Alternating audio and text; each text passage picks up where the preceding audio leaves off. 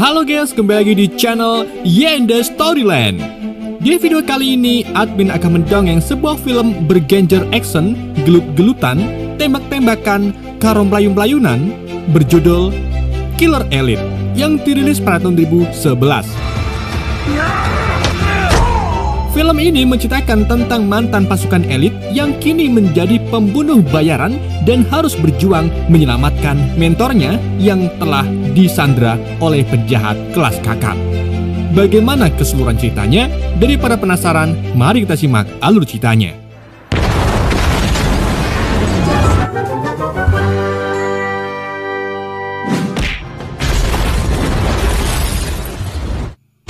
Film dibuka dengan diperlihatkan dua orang pembunuh bayaran, yaitu Danny dan mentornya bernama Hunter. Mereka telah bekerja selama puluhan tahun sejak Danny memutuskan pensiun dari pasukan khusus. Bagi Danny, sosok Hunter adalah malaikat baginya. Kali ini keduanya sedang berada di Meksiko, bertujuan melakukan aksi pembunuhan. Di situ ternyata mereka juga dibantu oleh pembunuh bayaran lain, yaitu Davis dan Meyer. Ketika target sudah mulai muncul, Meyer langsung meledakkan bom yang sudah dia pasang di mobil anak buah target. Kemudian, Danny pun mulai beraksi mengeksekusi targetnya satu persatu.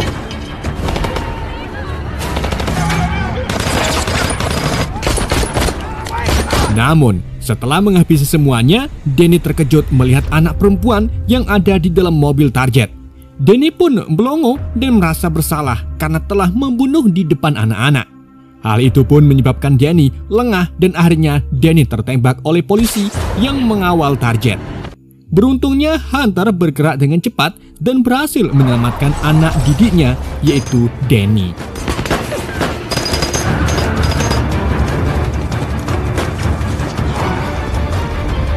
Lalu, Hunter pun membawanya kabur bersama Davis yang sudah menyiapkan mobil.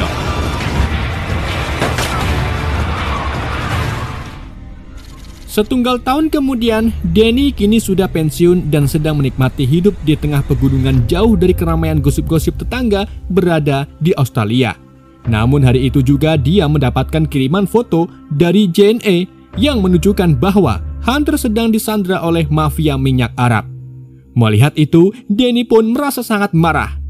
Tanpa membuang waktu, Danny pun langsung terbang ke Oman untuk menemui agennya yang bernama Hernando atau kerap dipanggil sebagai Kemundu. Setelah bertemu, Hernando menyuruh Danny untuk ikut bersamanya. Saat dalam perjalanan, Hernando menjelaskan kalau Hunter telah gagal dalam menjalankan misi atas kliennya yang merupakan seorang mafia sekaligus bos minyak jelantah yang paling kaya di kotanya.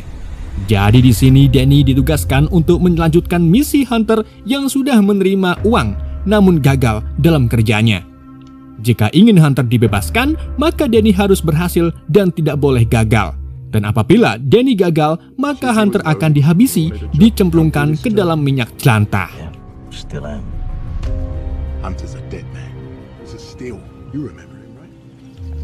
Singkatnya, Danny pun tiba di markas mafia bos minyak dan bertemu dengan Sheikh Al-Samidi. Ternyata dia menyewa Danny bertujuan untuk membalaskan dendam atas kematian ketiga anaknya. Mereka semua tewas di medan perang, dibunuh oleh pasukan khusus Inggris, yaitu SAS. Tanpa dongeng lagi, Samidi pun langsung memberikan berkas yang berisi identitas target. Gak cuma itu, Samidi juga mengatakan bahwa umur dia hanya tersisa 6 bulan saja karena mengidap penyakit yang berbahaya, yaitu Myosin. Lebih jelasnya, penyakit itu tepatnya menjalar di selangkangan. Artinya, Danny harus menyelesaikan misi sebelum Samidi meninggoy. Dan apabila gagal, maka Hunter akan dibunuh hari itu juga. Kemudian Danny pun menyanggupi misi ini. Tetapi sebelum itu, dia ingin bertemu dengan Hunter terlebih dahulu.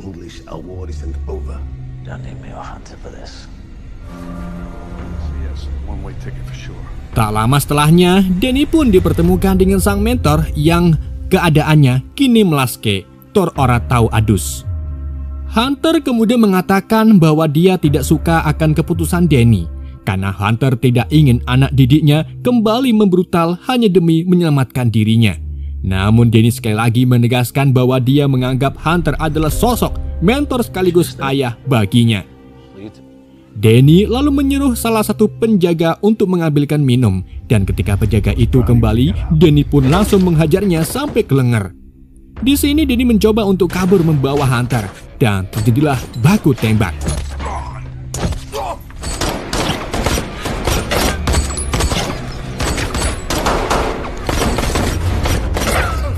Namun, usaha mereka sia-sia karena saat hendak keluar, pintu mereka dihadang oleh putra bungsu Samidi dan anak buahnya. Usut punya usut, terungkaplah bahwa Hunter hanya dijadikan umpan oleh Hernando agar Danny mau mengambil misi ini. Sontak Danny pun menjadi murka kepada Hernando, dan sekarang Danny tidak punya pilihan lagi selain menyelesaikan misinya, karena dia ingin menyelamatkan Hunter lalu pensiun. Danny kemudian terbang ke negara kelahiran saya, yaitu Prancis, untuk menemui Davis dan Mayer. Setibanya di Prancis, Danny pun langsung menghampiri Davis yang sedang berlatih tinju di atas ring, lalu mengajarnya sparring sambil berkata, "Info lomba." Setelahnya, Danny mulai menjelaskan tentang misinya dan juga mengatakan kalau dia tidak akan mengambil hadiahnya. Danny hanya ingin melepaskan Hunter. Jadi hadiah $6 juta bisa dinikmati oleh Davis dan juga Mayer.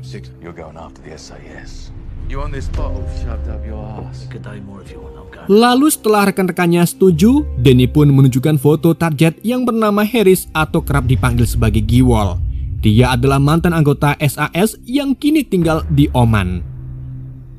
Tanpa membuang waktu lagi, Danny pun segera pergi ke Oman. Kemudian setelah tiba di kediaman Giwol, ternyata dia sedang put dengan pacar bookingannya.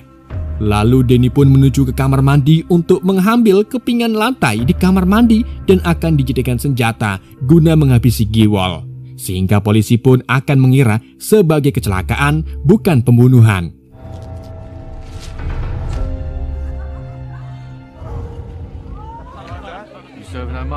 Di lain sisi, Davis sedang berada di warungnya Pak De Wahid yang merupakan warung langganan para pensiunan anggota SAS, tepatnya di Inggris. Di tempat itu, Davis ingin menggali informasi tentang anggota SAS yang pernah berperang di Oman. Namun sialnya, salah satu pengunjung mencurigai Davis dan melaporkannya kepada mantan anggota SAS yang bernama Spike. Dan mulai sejak itulah, para mantan anggota SAS menyadap Davis dan mencari informasi tentang dirinya.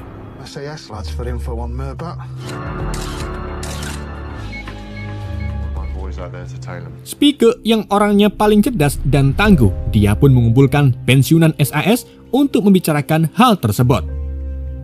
Mereka semua tergabung dalam sebuah kelompok yang melakukan bisnis-bisnis ilegal. Namun di sini ternyata usaha Spike sia-sia karena dari semua tidak ada yang mau menggubris. Akhirnya Spike pun akan bertindak sendiri dan dia akan pergi ke Oman bersama anak buahnya yang bernama Martin. Sesampainya di Oman, Martin langsung mengawasi gerak-gerik Davis. Dia juga memantau Danny dan Mayer yang baru saja membuat senjata berbentuk palu, tapi bukan palu milik Thor ya guys ya. Lebih mirip palunya Mbah Bagong yang terbuat dari bahan keramik. Namun di sini Danny sadar kalau dia sedang diawasi oleh seorang. Danny juga melihat pantulan cahaya kamera milik Martin.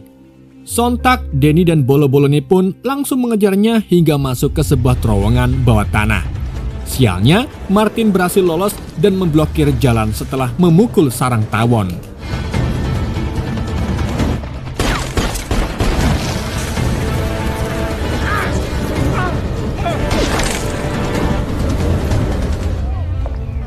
Keesokan harinya, mereka bertiga beraksi kembali. Davis yang bertugas mengempesi ban mobil milik pacar Giwol agar wanita itu tidak melihat kematiannya. Sementara Danny dan Mayer sudah berada di rumah Giwol. Kemudian Mayer langsung mengikat kedua tangan Giwol sedang Danny menyiapkan peralatannya di kamar mandi. Sebelum eksekusi dilakukan, Danny merekam pengakuan Giwol terlebih dahulu bahwa dia telah membunuh anak Samidi yang bernama Hussein. Giwol pun mengakuinya. Dia juga mengatakan kalau ada orang lain yang ikut terlibat dalam pembunuhan tersebut dan semuanya tertulis dalam sebuah buku.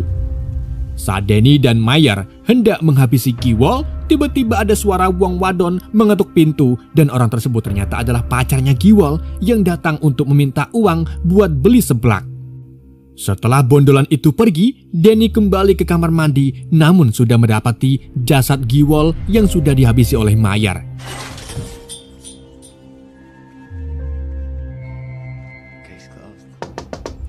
Di lain tempat, Davis menemui seseorang untuk menggali informasi tentang SAS, sehingga dia bisa menemukan target pembunuhan selanjutnya. Akan tetapi, informan ini curiga kepada Davis dan langsung melapor kepada Speake. Mengetahui hal itu, Davis pun langsung mengambil sebuah kuas, kemudian menghabisi informan tersebut. Lalu, Davis mengambil beberapa dokumen penting dari tempat itu.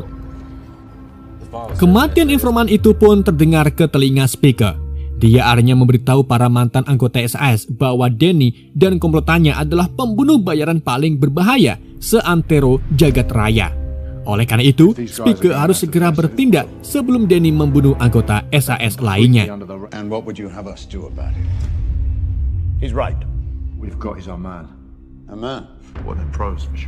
Di waktu yang sama, Danny kembali berkumpul dan Davis memberitahu target selanjutnya, yaitu Kang Bakulele. Pria ini merupakan salah satu anggota SAS yang terlibat dalam kematian anak Samidi. Kemudian Danny menyiapkan rencana baru agar pembunuhan kali ini tidak tercium oleh pihak anggota SAS.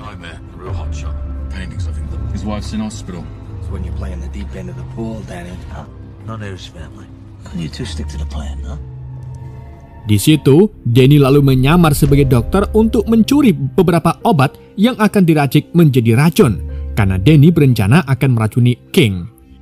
Namun sialnya, dalam prosesnya, aksi Danny diketahui oleh Speake yang sudah mengawasi di luar rumah sakit.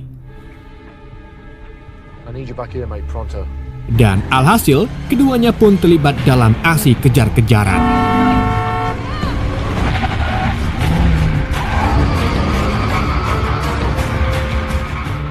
Danny kemudian menggiring Speake untuk masuk ke dalam ruangan kosong, lalu menyerang secara brutal. Namun tak disangka-sangka, Speake yang merupakan muridnya Nadi bisa gelut dan sangat kuat. Tetapi tentu saja, om saya lebih pro. Hingga akhirnya, Speake berhasil tumbang dengan dituantam Bricilane.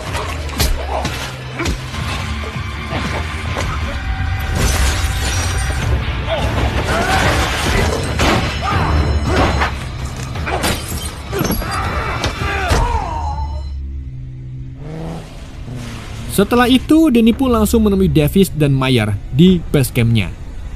Mereka kemudian akan melanjutkan rencana pembunuh King. Akan tetapi rencana ini agak sedikit berbahaya karena mereka harus menerobos masuk ke markas SAS. Tanpa basa-basi, mereka pun langsung berangkat menuju ke tempat tersebut. Di sini, Danny akan menyamar sebagai tentara pelatihan karena King akan ikut dalam kegiatan pelatihan. Sementara itu, Davis bertugas untuk mengalihkan perhatian dan Mayer menghabisi dari jauh. Setelah Danny berhasil masuk, dia segera bikin wedang jahe lalu duduk dekat King dan memasukkan bubuk racun ke dalam wedangnya King. Kemudian, sang komandan SAS mengumumkan untuk segera menuju ke hutan bersalju. Tak berselang lama, King pun jatuh saat berjalan. Dan secara perlahan, Danny pun menghampiri King dan merekam pengakuan King bahwa dia terlibat dalam pembunuhan anak Samidi.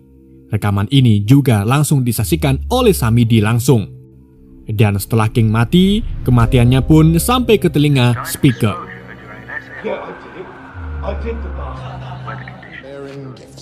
Di lain sisi, Hernando menemui Danny CS bertujuan untuk memberitahu nama dari target. Berikutnya yang bernama Simon atau kerap dipanggil Omang. Di sini Danny sedikit ragu, namun demi Hunter mereka harus segera menyelesaikannya.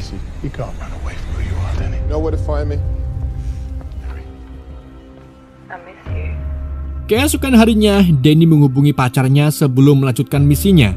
Dia berjanji akan segera pulang biar dikira bukan Bang Toyib yang tidak pulang-pulang. Setelah itu, Denny pun kembali ke dalam mobil bersama Davis. Dia mengawasi gerak-gerik Omang. Ternyata Omang memiliki pangkat mayor dan telah pensiun 4 tahun silam. Meskipun wis tua, Omang masih sanggup menghajar preman-preman kampung yang semengit ngerusak mobil miliknya. Tak lama, muncullah Spike dan memisahkan Omang yang sedang gelut. Sontak, Denny pun terkejut melihat Spike yang berada di rumah Omang. Karena penasaran, dia pun akhirnya mengikuti Spike sampai ke sebuah gedung kosong. Namun, Spike sadar kalau dia dibuntuti. Selanjutnya, Denny memimpin rapat strategi untuk mengeksekusi Omang. Pada aksi kali ini, dia harus bermain aman karena Omang akan diawasi oleh Spike. Hal itu juga akan menyulitkan Denny dalam merekam pengakuan Omang. Oleh karena itu, dia akan membuat rekaman palsu. Kemudian Hernando meminta bantuan kepada seseorang teman bernama Midi. Dia adalah mantan tentara Inggris yang sangat akrab dengan anggota pasukan SAS. Hernando ingin agar anggota SAS tidak mengganggu pekerjaan Denny dan teman-temannya. Lalu Midi langsung menemui salah satu anggota SAS dan membujuknya agar tidak mengganggu misi Denny. Dia pun menyetujuinya dan segera menghasut semua anggota SAS agar mengabaikan rencana Spike. Hal ini tentunya membuat Spike marah dan memutuskan untuk keluar dari anggota SAS. Dan mulai sekarang dia akan bertindak seorang diri.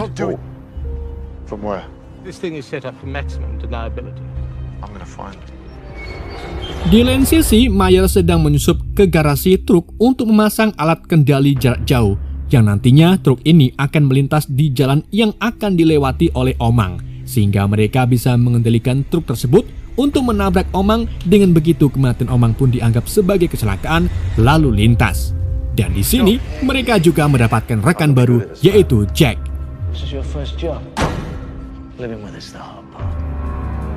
Keesokan harinya, mereka mulai beraksi. Pada aksi kali ini, Mayer akan mengendalikan truknya, sedang yang lain akan mengawasi dari jauh. Ketika Omang sudah mendekat, Mayer pun langsung mengontrol truknya hingga menabrak mobil Omang.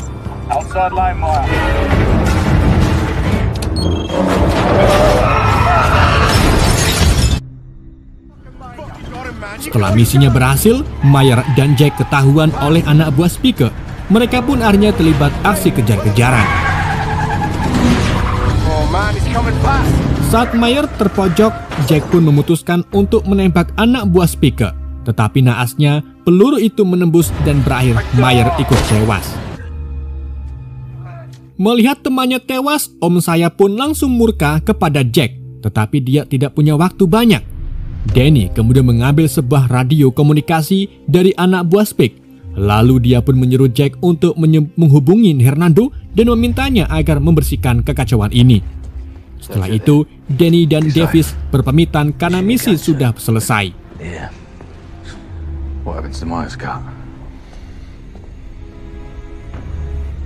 Di lain pihak, Spike semakin emosi dengan Denny dan teman-temannya, ditambah melihat kematian anak buahnya. Bersamaan dengan itu, Davis sedang berada di hotel dan membooking wong wadon kepada pelayan hotel. Namun ternyata pelayan hotel tersebut adalah mata-mata Spike dan dia pun langsung melaporkan lokasi Davis. Tanpa membuang waktu, Spike pun segera mengutus anak buahnya untuk menangkap Davis. Dan saat Davis sedang push up bersama wong wadon itu, dia pun tertangkap oleh anak buah Spike. Kemudian anak buahnya menghubungi Spike bahwa Davis sudah ditangkap melalui radio komunikasi. Dan ternyata Denny mendengar komunikasi tersebut. Sementara itu, Davis berhasil kabur dan hendak membajak mobil. Namun naasnya Davis tertabrak oleh truk yang melintas.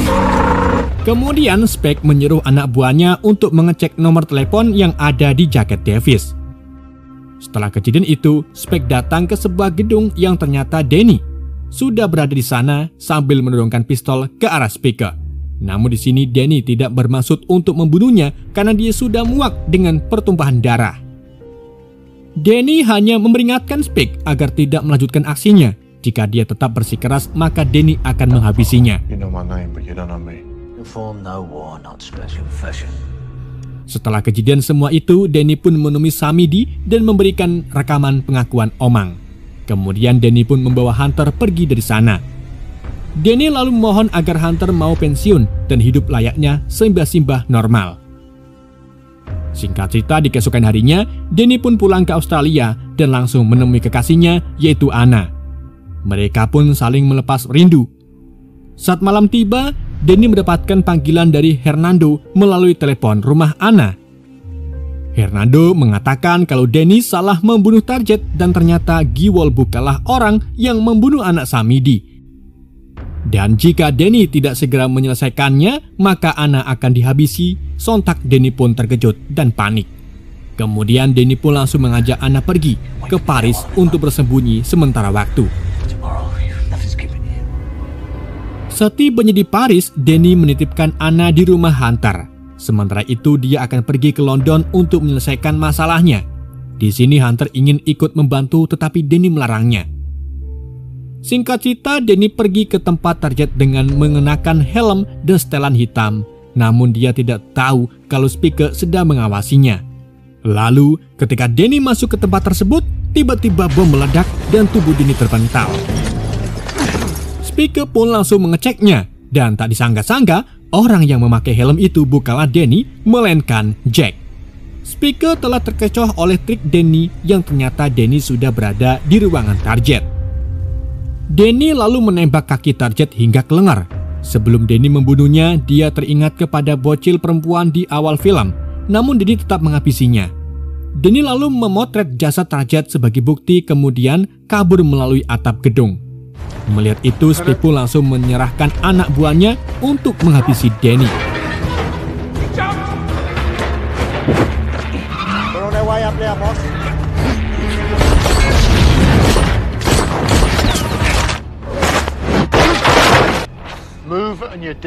Hingga akhirnya Danny pun terpojok dan mau tidak mau harus menyerah. Lalu Danny tertangkap dan disiksa oleh anak buah Speaker. Di lain sisi ternyata si target masih hidup karena Danny menembak menggunakan peluru karet. Speaker pun bingung kenapa Danny tidak membunuhnya. Speaker kemudian menginterogasi Danny untuk mencari tahu dalang di balik pembunuhan mantan-mantan anggota SAS. Danny pun membeberkan semuanya, dari nama-nama hingga motif balas dendam Samidi. Mendengar penjelasannya, Speaker pun langsung pergi tanpa melepaskan ikatan di tangan Danny. Namun tiba-tiba Speaker ditodong pistol oleh seseorang dan memaksa Speaker untuk memborgol tangannya sendiri. Di sini terungkap bahwa Midi adalah pejabat pemerintah Inggris yang diutus untuk membubarkan anggota SAS dan menghentikan kekacauan ini semua.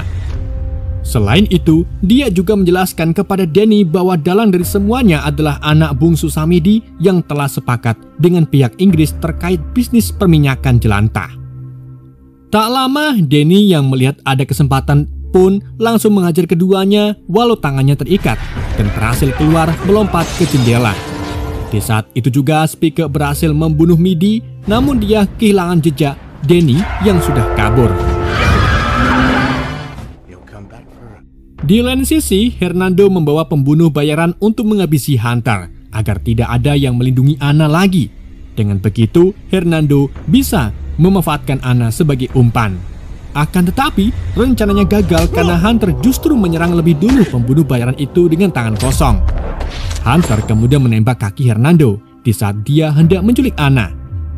Namun, di sini Hunter tidak membunuhnya dan mengancam untuk pergi dari kehidupannya, dan apabila melihatnya lagi, maka tidak segan-segan Hunter akan menghabisinya. Keesokan harinya, Hunter pergi menemui Danny yang sudah berada di Oman. Dia berniat untuk memberikan bukti foto kepada Samidi yang menunjukkan bahwa target sudah tewas. Namun di lain pihak, Speaker mendatangi Samidi dan putra bungsunya lebih dulu. Di sana Samidi tampak sedang berbaring di kasur karena kesehatannya memburuk akibat mayusen. Speaker lalu memberikan bukti foto target yang seharusnya diserahkan oleh Danny. Kemudian Speaker duduk di samping Samidi dan mengatakan kalau foto itu hanyalah rekayasa. Setelah itu tiba-tiba Speaker menusuk Samidi hingga tewas. Sontak putra bungsunya pun terkejut, akan tapi dia tidak merasa sedih sama sekali karena dia akan mendapatkan harta warisan yang sangat banyak. Lalu putra bungsunya justru memberikan Speaker sejumlah uang $6 juta yang berada di koper. Padahal yang itu harusnya diberikan kepada Danny. Hal ini pun langsung diketahui oleh Hunter yang sedang mengawasi dari jauh. Dia kemudian mengajak Danny untuk mengejar Spike. Namun sialnya, ada anak buah Samidi yang menghalanginya. Hunter pun segera menembaki mobil mereka, lalu kembali mengejar Spike. Akhirnya Spike terpojok dan tidak bisa berkutik. Danny pun bertanya apa yang terjadi di dalam rumah Samidi. Spike menjawab bahwa dia telah membunuh Samidi.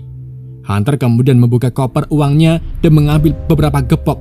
Lalu sisanya diberikan kepada Spike untuk ongkos pulang ke Inggris. Dan Hunter tidak ada urusan lagi dengan keluarga Samidi. Sedangkan Spike, dia masih harus berhadapan dengan anak buah Spike. Film pun berakhir. Terima kasih sudah menonton YND Storyland. Sekian dari Yandi, sampai jumpa di video berikutnya.